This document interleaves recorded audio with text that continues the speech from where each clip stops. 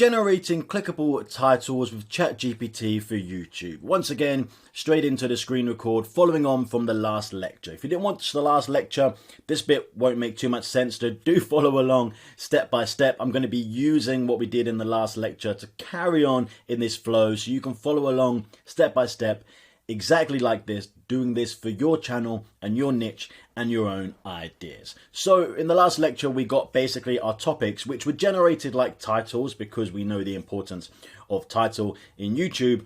And we're now going to make that topic, which is already a title, into an even better, more clickable title. Now, people could take, for example, I really liked this one, right? New York Bites. People could take this title and go, I'm gonna go with this, and that's what I'm gonna have for YouTube.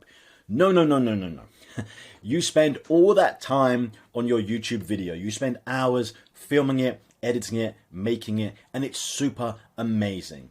But no one is going to see that video if they don't click it. YouTube is going to give an impression. They're going to show your thumbnail and your title. They're going to show those impressions, and no one will even see the video if they don't click on your title and your thumbnail.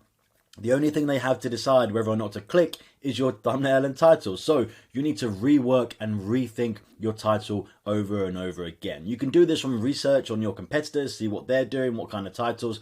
But really, you need to know your audience, who's watching your videos, who's likely or you want to watch them. And you need to make these titles even more enticing and intriguing to get as many clicks as possible. Because we know from the first lecture in the last section that I did, the more clicks you get, the better your click-through rate, the more impressions you're likely to get from YouTube, and the better results you're going to have in views, in earning money, etc. So what I'm going to do is I'm going to take that title, I'm going to put it right down here. This is the one that I want. And I'm going to ask ChatGPT to do a couple more things here. So I'm going to say, reword this title for a YouTube video. No, I'm going to say title optimized for a YouTube video to get the most views. And then I'm going to just put it like, you don't have to do this, but sometimes I think the language is a language-based AI model. Sometimes using things like you would in language, like semicolon or speech marks, etc., can help. I'm going to say reword this title 10 times and make it optimized for a YouTube video to get the most views and clicks. Let's say for my audience, which are, let's say, females in the USA aged 35 to 55 years old. Now, some people say this won't make any difference, and some people say it do.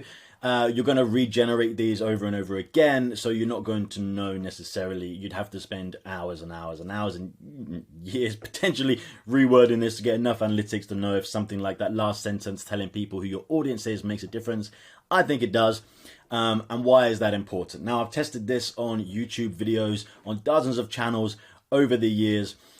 People think that there is one rule fits all for YouTube for a title. It doesn't. And the thumbnail even more so important. Think of a Mr. Beast style thumbnail and title that are really clickbaity and punchy and in your face and extreme and bright and animated. Well, I tried that, for example, on a travel channel in Asia. I tried doing exactly that kind of thing where the audience were mostly male, aged 55 to 65, and they did not respond.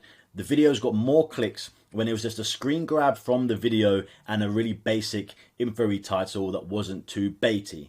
Your audience will respond very differently to different types of titles. We know this from marketing. When people market posters or adverts aimed at an older demographic or a younger demographic or male or female or in certain locations and countries, they'll be different. You'll see posters. I've just traveled to Japan. Posters there, loads of text and in a certain way different than if it would be in the West or the US. Lots of things dictate how a message needs to be sent. That's like basic advertising and marketing since the days of Madison Avenue Mad Men. And they were discovering this.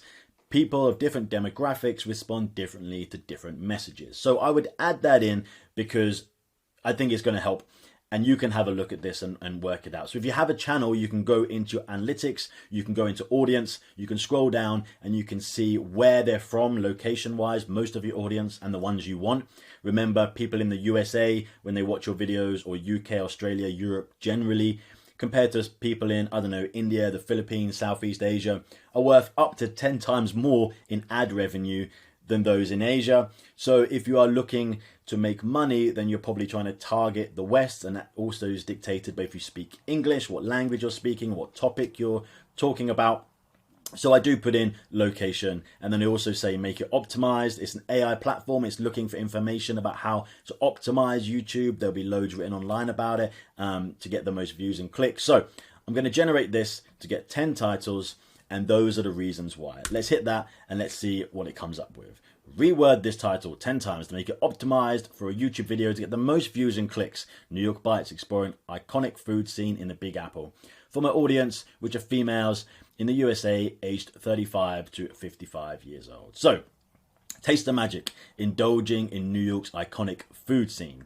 That didn't generate anything to do with... Oh yeah, sorry, I put in a different title here. I'm going to do the same one again. I actually quite like the sweet one. Let's do this again in a moment. Foodie Heaven, unveiling this, savory New York. Yeah, so what I did there, and you'll see, spot the mistake, is that we went to an even more specific title that I want, and we've gone from the step back. You'll know that from the previous lecture. So let's just do this again. Let me do this. And this is the fun thing with playing with ChatGPT. You can just do it over and over and over again and see the results that you're getting. Let's take out that title and let's make it for sweet food adventures. So I want videos, we've gone even more specific in the niche in the last the lecture. I know I'm going to make a video about sweet food, not just food in general. I'm trying to niche down for my exact target. And I happen on this channel to have females in this age, in this location. So let's punch that and let's see what it says. Savoring New York's street food. So it hasn't picked up on the sweet street food. Culinary delights unleashed. Delectable street food scene. Tempting tastes of New York City. Unveiling the best street food bites for women. Okay, that literally took exactly what I said. Depending on how niche down your channel is and who you're targeting, you might want to use something like that. If it's more general, then you don't want to alienate people. So you might want to just remove this. It's put it in all of these. That's the great thing with ChatGPT. We can ask it once again in a moment to reword this. Let's see what else I like. Foodie's Paradise. I like... No, this is too wordy. Tempting taste. This is quite nice. Foodie's Paradise. Okay. Let's do the next stage now. So it's not quite right. I want it to be in sweet street food. So Foodie's Paradise. I'm just going to put in the word sweet here. And I'm going to ask it to reword this 10 times to be the most exciting, enticing. I'm going to use the word clickbait to see what it comes up with. Clickbait title for a YouTube video. Let's do this and let's see what this comes up with. We were this 10 times is the most exciting, enticing clickbait title. So, taste sensation overload. I might actually use something like those 3 words on my thumbnail itself and call it New York City's sweet street food adventure will blow your mind. You see how it's now using wording that you really want for a YouTube title. Unleash ultimate, this is a clickbait word, will blow your mind is this one. Sugar rush alert. I like to use these titles because what I tend to find is in my thumbnails, and you're thinking probably about your thumbnails too, that you want to have a little bit of text in there, not too much, not give it away. The worst thing you can do, and if you've done any of our other courses, just put your title back in your thumbnail. It's more real estate to give a message across, short, sweet, punchy, just like advertising. This is the poster for your video. So something like sugar rush alert, taste sensation overload, foodie's dream come true. So indulge your sweet tooth. These are the words I would pretty much use on my thumbnail. And that's why generating this is good. Then you know what to put on your thumbnail and you can start imagining it. And you're going to talk later with Phil is doing a lecture using AI to generate imagery, etc. So I might have something like this: indulge your sweet tooth. These are good. Sweet heaven awaits. Unforgettable, sugar-coated delights, the ultimate sugar fix. So I might have this one, right? I quite like this. So again, you can reword this and rework it as many times as you want. I, myself, and my experience, I would have this bit as text on my thumbnail, take that away, just remember it to use it for later. New York's sweet street food journey generates sweet satisfaction. So I would, again, reword and rework it. I know that in my videos, I like to do things like have it in 5 parts. So I'd go New York City's sweet street food journey, 5 delicious foods you've never seen before. You see stuff like will blow your mind. I really like that. So you can start taking bits from other titles, start putting them in, and I would use this to make your own title from ChatGPT. Really think about this. It might punch out the most perfect title ever, and it does quite often. You're probably going to take bits from many different suggestions. Of course, the amount of times it can rework and reword these are infinite. I could tell it to generate 100 of these titles. You can go through it. So I would say like reword this title, again, tell it to be clickbaity or whatever. Street food satisfaction. And maybe I'll take this out, have will blow your mind. Street food journey. Something like 5 foods that will blow your mind. And I'd rework it, taking parts from this title until you've got the perfect title.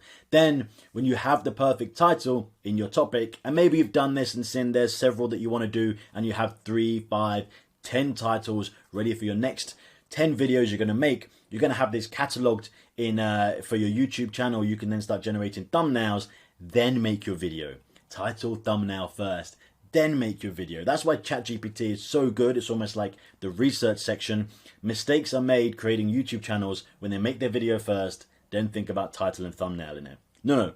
Make it as the person sees it. A person sees your thumbnail and title first, then they watch your video. And that's the order of importance, because no one sees it if they don't click it, as we've said many times before. So that's almost like the back end bit, the bit before you create your video that we've done using ChatGPT. Once again, Phil is going to be talking on stuff like Midjourney and other places to generate imagery for thumbnail and such. So you do this, go through it over and over again, get your perfect title, because the next lecture we're going to go through a script, working out a script for your videos, so you can then have, I've got my title in the topic that I know I want to make it in. I'm going to then script it pretty much, plan out my video, and then you have to go and create it, which is going to save you hours and hours and hours, and make sure you have the most perfect video, you haven't missed anything, it's structured well, it's laid out perfect, so you can make the best video. So I'll see you over on the very next lecture.